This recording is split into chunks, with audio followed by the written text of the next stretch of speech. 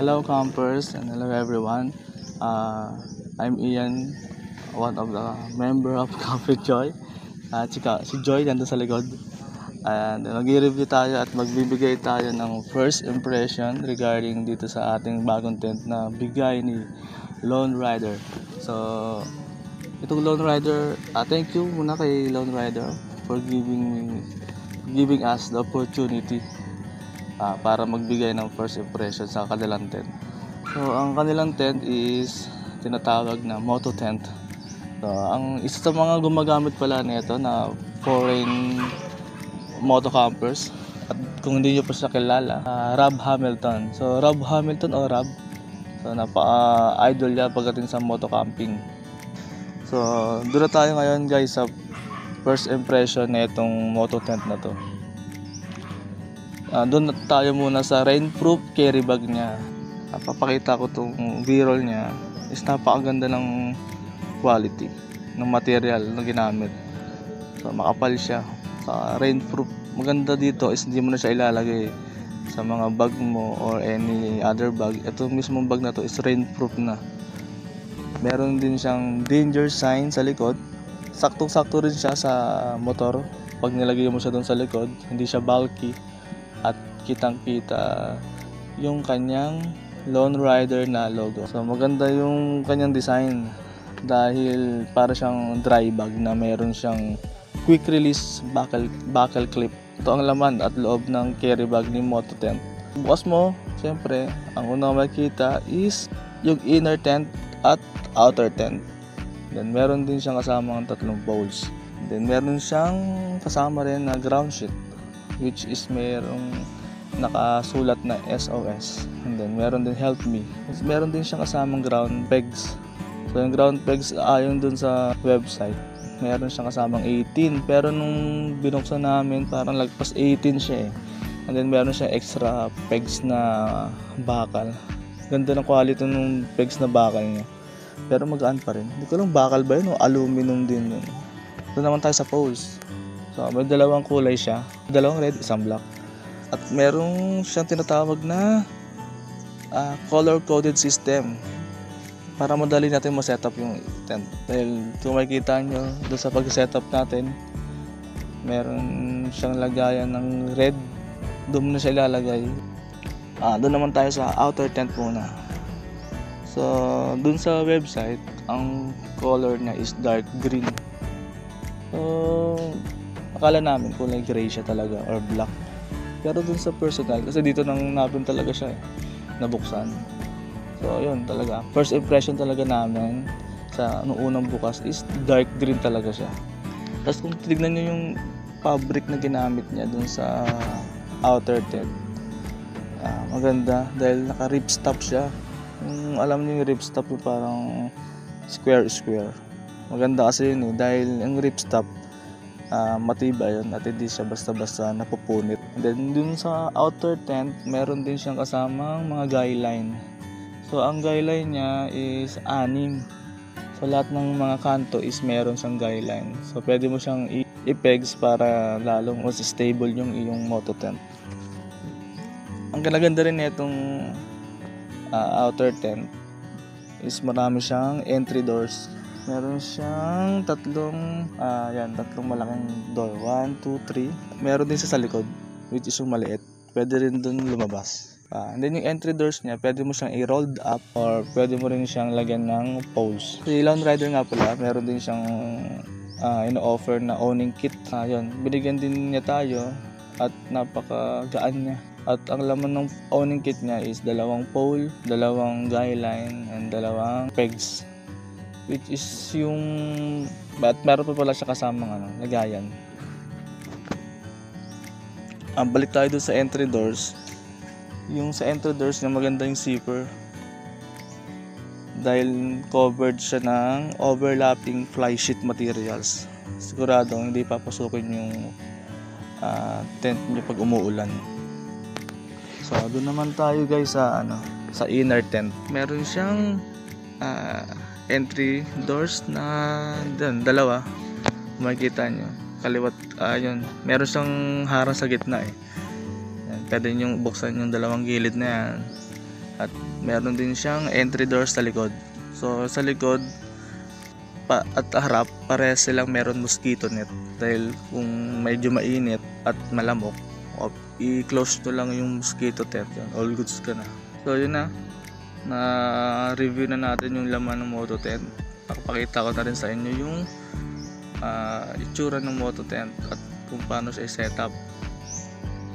So doon naman tayo sa kung kamusta naman yung first day and first night natin sa moto tent. So doon muna tayo sa experience natin sa size.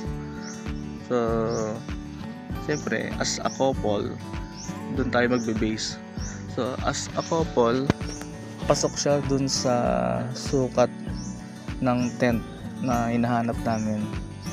Dahil yan, kung makikita nyo, itong size na to is ito yung aming anong tawag dito, kitchen. So maluwag siya. Kung naka-owning kayo dun sa mga previous tent nyo, eto suwak na siya dahil yun, pwede nyong itaas ilagay itong pole nito sa harap, sa gilid.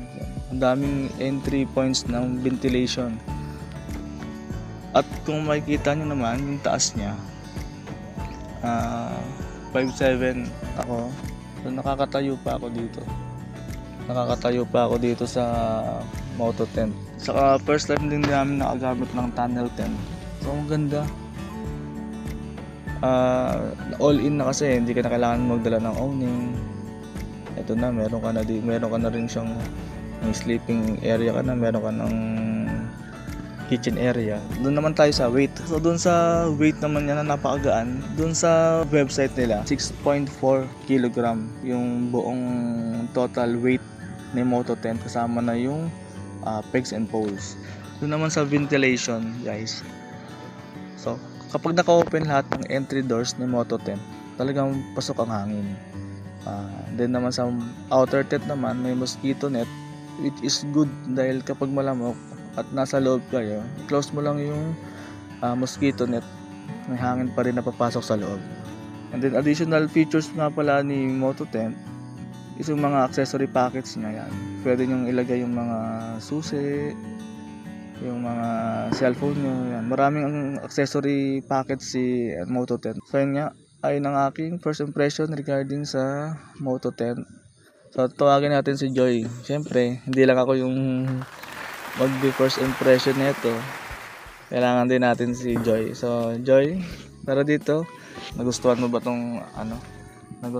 itong moto tent? Yung kulay niya kasi, so akala namin para siyang gray na dark green, pero sa personal para siyang brownish green. Ano ba siya? Parang sa akin dark green Brownish green. Brownish green? Parang kayo ko lang narinig yun Yung green may Hindi, brownish. parang brown na green. Tapos kasi yun, yung red na color, parang akala ko hindi siya bagay sa mga tent. sa mga tent. Yun.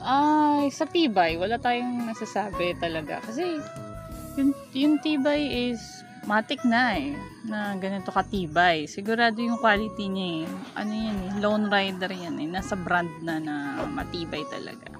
Ginagamit nga ni Rob Hamilton. Rob Hamilton, diba? And naman, yung sa loob, sa inner tent, dahil nga may door siya sa likod, pwede mo siya buksan. Papasok na yung Oo, ventilation. yung ventilation. Okay naman yung ventilation. So, kagabi, binuksan lang namin yung pinto ng inner tent. So, nilamig kami kagabi. Tsaka masarap naman ang tulog namin. Okay naman yung tulog, no? Okay naman. Malamig. Tapos, itong sala area. Kasi malaki siya. Pag umulan lang, kailangan mo lang talaga i-close itong side. Ayun, isa sa kinaganda niya. Pag umulan, Pwede mo lagyan ng ganun i-owning. Hindi na kami problema kung mabasa kami. Tsaka yung banda, yung patak na ulan dito. yung angin. Kasi yung sa dating tent namin is, ang problema naman kasi doon, yung anggi sa gilid na side. So ito, kasi pag umanggi dito, pwede mo siya isara dito din sa kabila. So okay siya talaga. Honest review talaga siya. All goods ba si Moto 10 sa mga couple campers? Kasi based on dun sa nakikita natin na gumagamit nito is solo moto campers. So kung couple campers ba? Oo okay naman. ba siya? Kasi malaki. Tsaka, Doon sa loob niya? yung inner tent kasi niya is pang 2 person. So, goods na goods. Yun lang, yung sa inner tent, wala ka nang konting space lang malalagay mo sa gamit mo. Yun lang yung niya. Kasi siyempre, di ba, pag bumibili tayo ng mga tent, nagpapasobra tayo ng 1 person para dun sa mga gamit. So, ito si Moto Tent, saktong-sakto yung kanyang double size na airbed. So, yung mga gamit, nakapatong sa airbed. Meron siyang maliit na side kasi may Hindi siya talaga trapezoid yung shape niya. So, may maliit doon na space para mailagay ng gamit. Papakita na lang namin sa biro. Pero overall, malaki din. Kahit naman 2 person lang siya, malaki pa rin yung loob, no? Oo. Siguro kung isa ka lang, pwede. Kayang-kaya yung space mo, pwede mo ilagay yung gamit mo kung ayaw mo ilagay sa loob. Sige, napakita namin sa inyo kung ano yung tsura niya pag pinasok yung motor dito sa sala. So, may sinasabi pala si Moto Tent ng garage area, which is ito nga yung pag pinasok mo yung motor, magiging pwede mo na siyang isarado, saktong-sakto siya sa motor eh. Sa mga big bike nga parang sakto siya eh. Sa scooter, siyempre sakto rin, maluwag pa yan. So, yun nga, nagpapasalamat ulit tayo kay Lone Rider. Thank you, Lone Rider. Thank you, Lone Rider. Kasi, for us small content creators, nabigyan kami ng chance na mabigyan ng ganitong kagandang tent at ka-quality. So, di namin siya ina-expect talaga na mabibigyan kami. So, ayun. Thank you din sa lahat ng supporters namin kahit papaano may nanonood po sa amin. At small channel lang kami. Meron pa rin nagtitiwala. At yun. At saka sa mga lagi nagko-comment, ayan,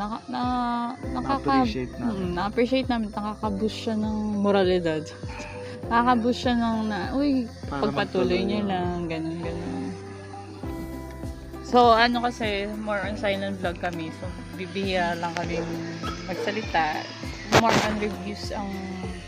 So, pag nagre-review kami, doon lang kami nagsasalita. So, pero enjoyin nyo din yung mga silent vlogs namin. Kasi may mga tao na gusto ng tahimik lang. So, gusto nyo makatulog, panoorin nyo lang yung video namin. Kahit pag pinapanood ulit namin yung video namin, nakakatulog kami.